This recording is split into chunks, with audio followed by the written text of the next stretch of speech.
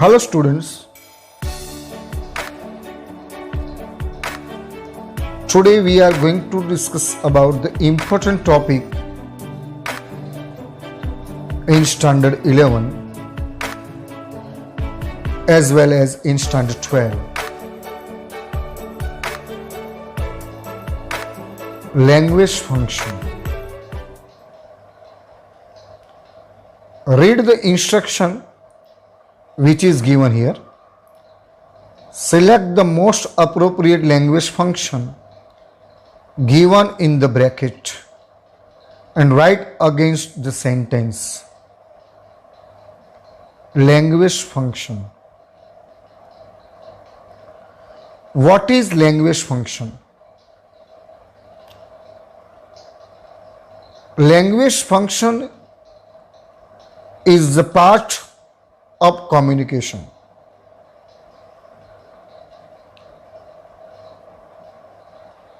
My dear friends,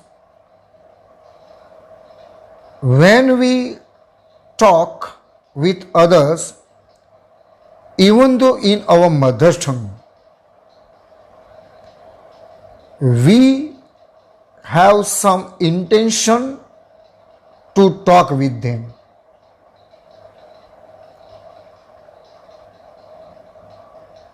We have some particular work from them.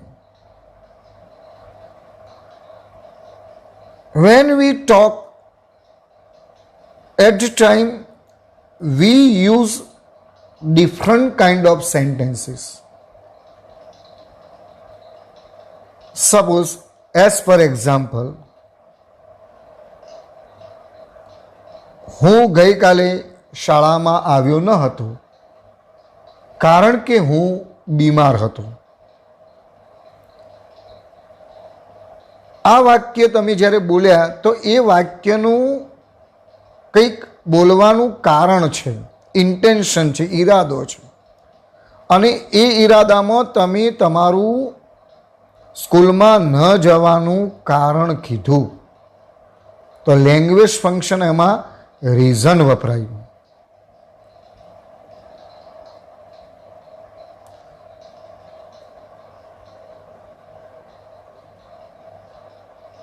માલા સખત મહેનત કરી હતી છતાં પણ તે પરીક્ષામાં નપાસ થઈ. આવું વાક્ય તમે તમારા મિત્રને કહ્યું તો આ વાક્યનું લેંગ્વેજ ફંક્શન, ઇન્ટેન્શન એમાં કયો રહેલો છે એ આપણે જોઈએ તો એમાં કોન્ટ્રાસ્ટ રહેલું છે. કોન્ટ્રાસ્ટ એટલે તે સખત મહેનત કરી હતી તો પરિણામ શું આવવું જોઈએ? પાસ થવાનું, પણ નપાસ થઈ, છતાં પણ તે નપાસ થઈ. તો આ કોન્ટ્રાસ્ટ લેંગ્વેજ ફંક્શન વાપર્યું. તો આવા અનેક લેંગ્વેજ ફંક્શન છે.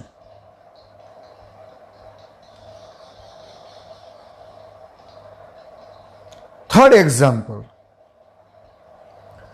Vote nice dress you have.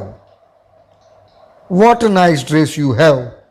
તો આ સેન્ટેન્સ માં લેંગ્વેજ ફંક્શન એક્સક્લેમિનેશન છે.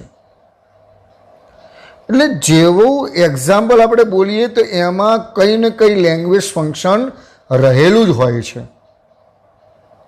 Okay, clear? તો આવા પ્રકારના લેંગ્વેજ ફંક્શન દરેક યુનિટના પાછળ આપેલા છે, એ આપણે સમજવાના છે અને એને તૈયારી કરવાની છે. જસ્ટ હું લેંગ્વેજ ફંક્શન શું છે એનું તમને થોડીક વાત કરી.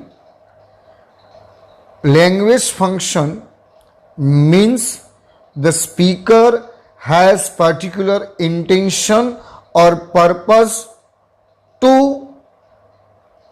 want to say to others. Okay, that is called language function. Here are example. Language ફંક્શનના અંદર બીજી વસ્તુ ખાસ યાદ રાખવાનું, જેવું લેંગ્વેજ ફંક્શનનું નામ એવું એનું કામ. It means the name of the language function, it has particular their keywords. જે લેંગ્વેજ ફંક્શન હશે એના ચોક્કસ તેના દર્શાવતા શબ્દો હશે. Okay, in this example we can see here two example. They prepared the speech very nicely, yet he was not selected. Now look here example. તો આ બંને લેંગ્વેજ ફંક્શન જે એક્ઝામ્પલમાં આપેલા છે અહીંયા, એ એક્ઝામ્પલની અંદર બે ઓપ્શન આપેલા છે. એ ઓપ્શનમાં એક ઓપ્શનમાં આપણે જોઈ શકીએ છીએ કે યટ કનેક્ટિવનો ઉપયોગ કર્યો છે. યટ, એ યટ એક કોન્ટ્રાસ્ટ બતાવે છે. તો આ એક્ઝામ્પલમાં તમને બે ક્રિયાઓમાં વિરોધાભાસ જોઈ શકાશે. Look here, they prepared the speech very nicely. they A speech વક્તવ્ય સારી રીતે તૈયાર કર્યું હતું, છતાં પણ તે પસંદ થયો ન હતો. છતાં પણ તેનું પસંદગી થઈ ન હતી. તો આ કોન્ટ્રાસ્ટ છે. ઓકે, હવે બીજું એક્ઝામ્પલ જોઈએ. આ એક અલગ પ્રકારની સેન્ટેન્સ પેટર્ન છે જે આપણે નેક્સ્ટ વિડીયોમાં એનો અભ્યાસ કરીશું. હાલ તો આપણે ફક્ત લેંગ્વેજ ફંક્શન શું કહેવાય એની વાત કરી રહ્યા છીએ. લેંગ્વેજ ફંક્શન એટલે બોલનાર દ્વારા બોલાતા વાક્યના કોઈ ચોક્કસ ઈરાદા હોય, એ ઈરાદામાં કંઈ ને કંઈ વસ્તુ રહેલી હોય, જુદા જુદા પ્રકારના વાક્યો બોલે છે, એને લેંગ્વેજ ફંક્શન કહેવાય છે. Had you toiled well for niche, you would have been qualified. હવે આનો મતલબ સમજીએ. ચલો, પહેલાનો તો જવાબ શું આવ્યો? કોન્ટ્રાસ્ટ. કેમ કે એક્ઝામ્પલમાં બે વાક્યો વચ્ચે વિરોધાભાસ છે. બીજું જોઈએ, જો તમે નીટની સારી મહેનત કરી હોત તો, આ પહેલા વાક્યનું, આ હેડની સ્પેશિયલ વાક્ય રચના છે. તો એનું શું થાય? જો તમે સારી મહેનત કરી હોત તો you would have been qualified, તો તમે યોગ્યતા પ્રાપ્ત કરી હોત. તો આવી કન્ડિશન છે, શરત સૂચક છે અને પાછી ભૂતકાળની છે. જુઓ, હેડ વત્તા ટોઇલ, would plus have plus been plus PP, એટલે આમાં ભૂતકાળ વાપરેલો છે. કન્ડિશન છે, એવી કન્ડિશનમાં તમે પરીક્ષામાં તમે ક્વોલિફાઈડ થયા હોત, જો મહેનત કરી હોત તો, સારી રીતે તૈયારી કરી હોત તો. એટલે આમાં લેંગ્વેજ ફંક્શન શું વાપરેલું છે? Expressing condition in past. આવા જ એક્ઝામ્પલ આપણે બીજામાં જોઈએ. આ સેક્શન એમાં પૂછાશે લેંગ્વેજ ફંક્શન, અને લેંગ્વેજ ફંક્શન 3 જગ્યાએ પૂછાશે. એ થોડીક બીજી પણ વાત કરી લો કે 3 જગ્યાએ પૂછાશે પરીક્ષામાં. એક બીજી જગ્યાએ ક્યાં પૂછાશે? અહીંયા જોઈ લો.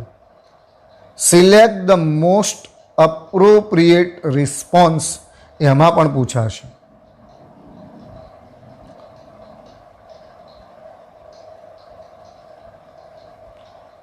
સિલેક્ટ ધ મોસ્ટ અપ્રોપ્રિએટ રિસ્પોન્સમાં પણ પૂછાશે. Dharma said, I feel uneasy today, giving suggestion. હવે આ બધા ઓપ્શન સાચા છે, પણ સજેશન પ્રમાણે કયું સાચું છે એ તમારે જવાબ ચૂઝ કરવાનો. ગિવિંગ સજેશનની જગ્યાએ જો કન્ડિશન પૂછાઈ હોત તો આ જવાબ સાચો આવત.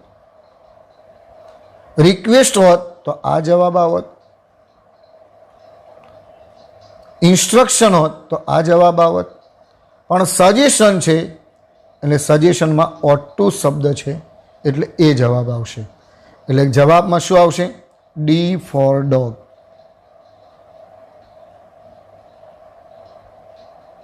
કયો જવાબ આવશે? D four dog. We can find here.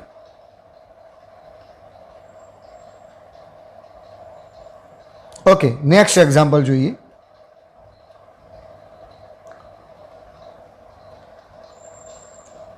Why do you praise Virat? Rakesh said. Vraj said dash. Vraj કયું વાક્ય બોલ્યો છે આમાંથી? એ વાક્યમાં લેંગ્વેજ ફંક્શન કયું? કમ્પેરિંગ અ પર્સન, એટલે કે જેમાં તુલના થઈ હોય તે જ જવાબ સાચો, એ સિવાયના બધા જવાબ ખોટા. ફરીથી એક વખત કહું છું, ઓપ્શનમાં 4 જવાબ સાચા હોઈ શકે છે. ઓકે, આ 4 જવાબ હું વાંચી લઉં. વ્રજ એમ પણ બોલી શકે, વિરાટ પ્લેઝ નાઇસલી એમ પણ બોલી શકે, because he plays faster than most other players એમ પણ બોલી શકે. Virat plays tactfully in every match. Virat's batting appeals to everyone, so I praise him a lot. Vraj આ 4 પ્રકારના વાક્યો બોલી શકે છે. પણ language function comparing a person પ્રમાણે જોઈએ તો કયો જવાબ સાચો? બી. કેમ કે હી ની તુલના બીજા પ્લેયર સાથે કરવામાં આવી છે, ડિગ્રી વાપરેલી છે. તો પરીક્ષામાં આ રીતે પણ આવશે. યાદ રહી ગયું? એટલે લેંગ્વેજ ફંક્શન રેકગ્નાઇઝ કરવાનું, શોધવાનું, લેંગ્વેજ ફંક્શનનો ઉપયોગ કરી રિસ્પોન્ડ આપવાનું, આ બધું પરીક્ષામાં પૂછાશે. બધા જ લેંગ્વેજ ફંક્શન જે છે એના ચોક્કસ કીવર્ડ છે, એનું ચોક્કસ સેન્ટેન્સ પેટર્ન છે, એ આપણે નેક્સ્ટ વિડીયોમાં એની ચર્ચા કરવાના જ છીએ અને એનો અભ્યાસ કરવાના જ છીએ. પણ હવે આપણે આગળ જઈએ તો બીજું આ લેંગ્વેજ ફંક્શનનો ઉપયોગ ક્યાં આવશે? તો કમ્પ્લીટ ધ સેન્ટેન્સમાં આવશે.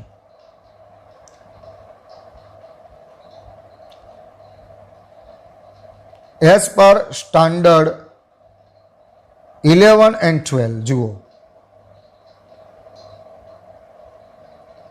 અહીંયા ફર્સ્ટ એક્ઝામમાં 28, 29, 30 નંબરનો પ્રશ્ન પૂછાશે. As per 12 standard 52 to 56 number question. Junagadh is dash comparing the city. હવે કમ્પેરિંગ શબ્દ એટલે આ વાક્યમાં તમારે એ રીતે પૂરું કરવાનું કે જેમાં તુલના થયેલી હોય, એટલે ડિગ્રી આવતી હોય. જેવું ટોપિક એવું એનું કામ. Junagadh is as big as Palanpur. Junagadh is the name of this district. We can write down Junagadh is as big as Banaskantha. We can write down here Junagadh is one of the cleanest city in Gujarat. Junagadh is one of the cleanest cities in Gujarat. We can find out this kind of answer here. તો આ રીતે language function પૂરું કરવાનું આવશે. હવે go deep in your subject, otherwise you will fail in the exam. હવે કન્ડિશનમાં if, unless, હેડની વાક્ય રચના અને કોઈ વખત કીવર્ડ તરીકે શું વપરાય છે? અધરવાઇઝ. જુઓ, પછી પાછું આ કન્ડિશનવાળા વાક્યમાં ભૂતકાળ નથી તો આપણે આને કહી શકીએ condition in present. Now third, the novel is interesting. Contrast.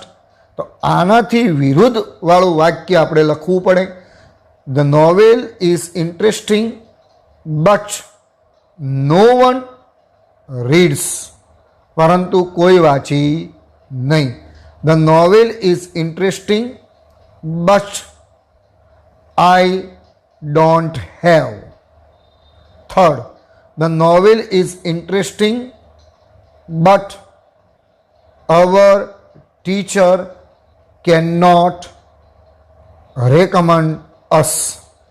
એટલે કોઈ પણ પ્રકારના વાક્યો લખી શકાય. એટલે લેંગ્વેજ ફંક્શન શું છે એનો થોડોક પરિચય આપ્યો. લેંગ્વેજ ફંક્શનમાં ઇન શોર્ટ ફરીથી એક કહું છું કે લેંગ્વેજ ફંક્શન એટલે સ્પીકર દ્વારા બોલાતા વાક્યોમાં કોઈ ઈરાદો અથવા ઇન્ટેન્શન રહેલો હોય એને લેંગ્વેજ ફંક્શન કહેવાય છે. In short, when the speaker speaks any of the sentence, it has particular intention or purpose. Okay, thank you very much. In the exam, it will be asked in 3 ways. One, to identify language function. Second, as per in the bracket given, you find out the respond. Third, complete the sentence. Okay, once again, thank you very much.